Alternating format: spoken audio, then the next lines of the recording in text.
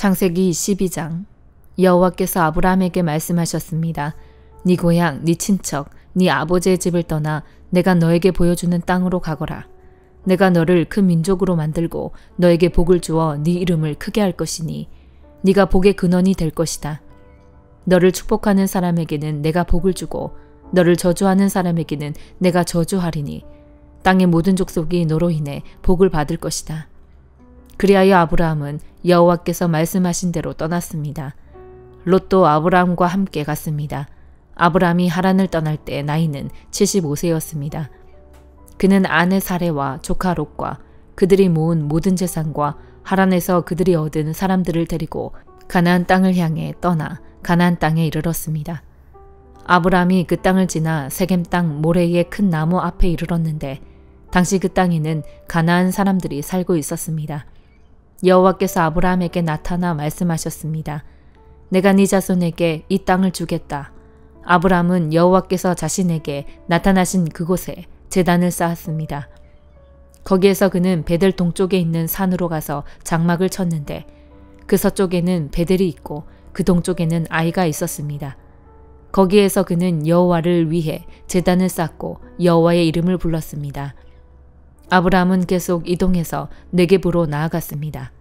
그 땅에 흉년이 들었습니다. 기근이 심했기 때문에 아브라함은 이집트로 내려가서 얼마간 살았습니다. 그는 이집트에 들어가기 직전에 아내 사레에게 말했습니다.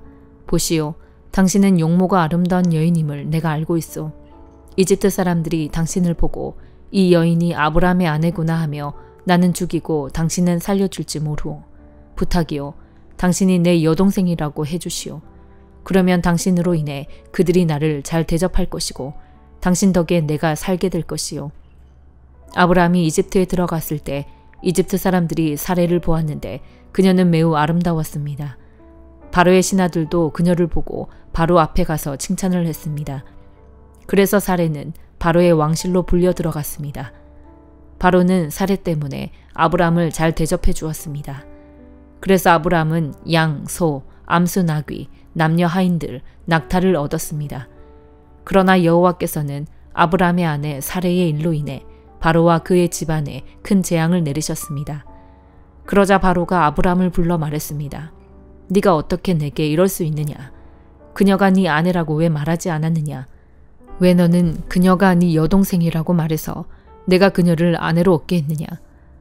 자, 네 아내가 여기 있다. 어서 데리고 가거라. 그리고 바로는 자기 신하들에게 명령해 아브라함이 그의 아내와 그의 모든 소유물을 갖고 떠나게 했습니다. 마태복음 11장. 예수께서 12제자에게 가르치시기를 끝마친 후에 여러 마을에서도 가르치시고 말씀을 전하시기 위해 그곳을 떠나가셨습니다. 요한이 감옥에서 그리스도께서 하시는 일에 대해 듣고 자신의 제자들을 보내 예수께 물었습니다. 오실 그분이 바로 선생님이십니까? 아니면 저희가 다른 사람을 기다려야 합니까? 예수께서 대답하셨습니다. 돌아가서 너희가 여기서 보고 듣는 것을 요한에게 전하라. 보지 못하는 사람들이 보고 다리를 저는 사람들이 걷고 나병 환자들이 깨끗해지며 듣지 못하는 사람들이 듣고 죽은 사람들이 살아나고 가난한 사람들에게 복음이 전파된다고 하라. 나로 인해 걸려 넘어지지 않는 사람은 복이 있다. 요한의 제자들이 떠나자 예수께서는 사람들에게 요한에 대해 말씀하기 시작하셨습니다. 너희가 무엇을 보려고 광야로 나갔느냐? 바람에 흔들리는 갈대냐? 그렇지 않으면 무엇을 보려고 나갔느냐? 좋은 옷을 입은 사람이냐? 아니다. 좋은 옷을 입은 사람은 왕궁에 있다. 그러면 무엇을 보려고 나갔느냐? 예언자냐? 그렇다. 내가 너희에게 말한다. 그는 예언자보다 더 위대한 인물이다. 이 사람에 대해 성경에 이렇게 기록됐다. 보라, 내가 네 앞에 내 사자를 보낸다. 그가 네 길을 네 앞서 준비할 것이다. 내가 진실로 너희에게 말한다. 지금까지 여인에게서 난 사람 중에 세례자 요한보다 더 큰 사람이 일어난 적은 없다. 그러나 하늘나라에서는 가장 작은 사람이라도 그보다는 크다. 세례자 요한 때부터 지금까지 하늘나라는 침략당하고 있으니 침략하는 사람들이 차지하게 될 것이다. 모든 예언자들과 율법이 예언한 것은 요한까지다. 만약 너희가 이 예언을 받아들이기 원한다면 요한 그 사람이 바로 오기로 되어 있는 엘리야다. 귀 있는 사람은 들으라. 이 세대를 무엇에 비유할 수 있을까? 그들은 마치 장터에 앉아 다른 아이들을 향해 이렇게 소리치는 아이들과 같다. 우리가 너희를 위해 피리를 불어도 너희는 춤추지 않았고 우리가 애도하는 노래를 불러도 너희는 슬피 울지 않았다. 요한이 와서 먹지도 마시지도 않을 때는 사람들이 저 사람이 귀신 들렸다 하더니 인자가 와서 이렇게 먹고 마시니 여기 목보에다 술꾼 좀 보라. 게다가 세리와 죄인과도 친구가 아닌가 하는구나. 그러나 지혜는 그 행한 일로 옳다는 것을 입증하는 법이다. 그러고 나서 예수께서는 기적을 가장 많이 보여주신 도시들을 꾸짖기 시작하셨습니다. 그들이 회개하지 않았기 때문입니다. 고라시나 너에게 화가 있을 것이다. 베세다야 너에게 화가 있을 것이다. 너희에게 베푼 기적들이 두로와 시돈에서 나타났다면 그들은 벌써 오래전에 베옷을 입고 죄를 뒤집어 쓰고 앉아 회개했을 것이다. 그러나 내가 너희에게 말한다.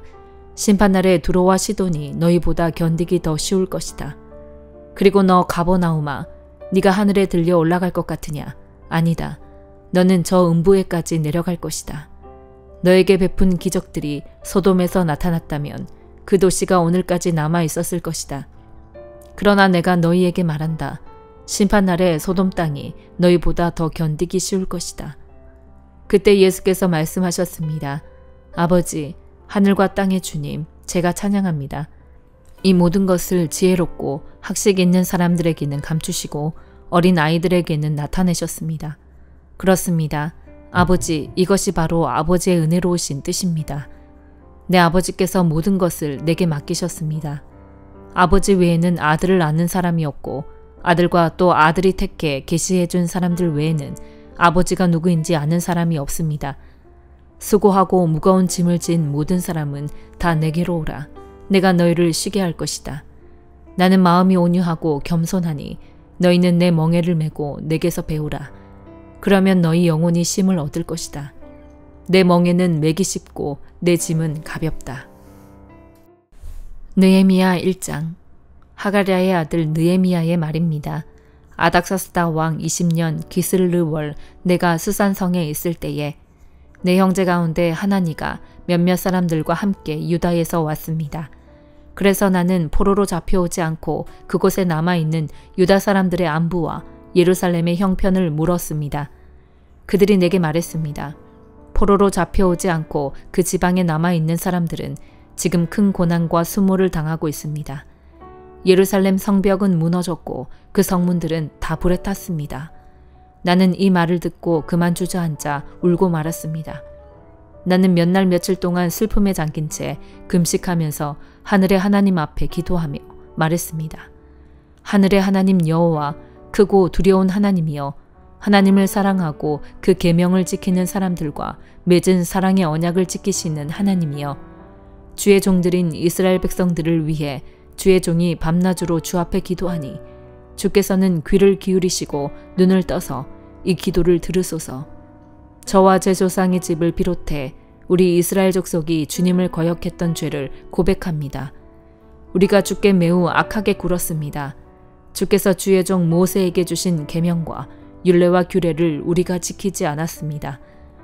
주께서 주의 종 모세에게 하신 말씀을 기억하소서. 너희가 만약 죄를 지으면 내가 너희를 여러 민족들 가운데로 흩어버릴 것이고 만약 너희가 내게 돌아와 내 계명을 지키면 너희 포로된 사람들이 하늘 끝에 있더라도 내가 그들을 거기에서부터 불러 모아 내 이름을 위해 선택해 놓은 곳으로 들여올 것이다 라고 하시지 않았습니까? 그들은 주께서 주의 큰 능력과 주의 강한 손으로 구속하신 주의 종이요 주의 백성들입니다. 주여, 이 종의 기도와 주의 이름을 경외하기를 기뻐하는 주의 종들의 기도에 귀를 기울이소서.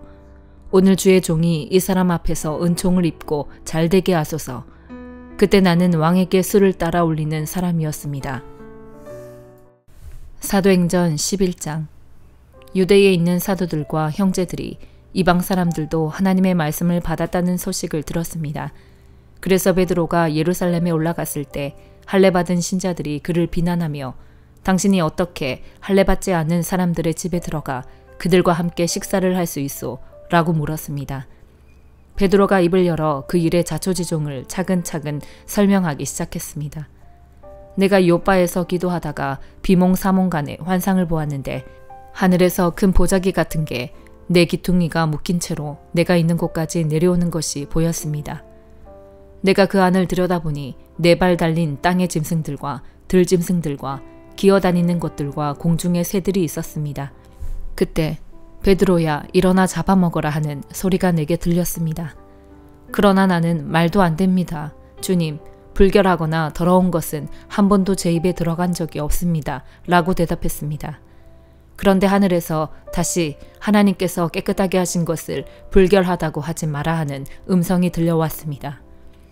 이런 일이 3번 일어난 후에 모든 것이 다시 하늘로 올라갔습니다. 바로 그때 가이사랴에서 나를 부르러 온 3사람이 내가 묵고 있던 집을 찾아왔습니다. 그리고 성령께서 그들과 함께 가기를 주저하지 말라고 내게 말씀하셨습니다. 여기 있는 이 6명의 형제들도 나와 함께 고넬료의 집으로 들어갔습니다. 고넬료는 자기 집에 천사가 나타나서 요빠에 사람을 보내 베드로라 하는 시몬을 찾아라. 그가 너와 네 온 집을 구원할 말씀을 가져올 것이다 라고 한 이야기를 우리에게 전해주었습니다.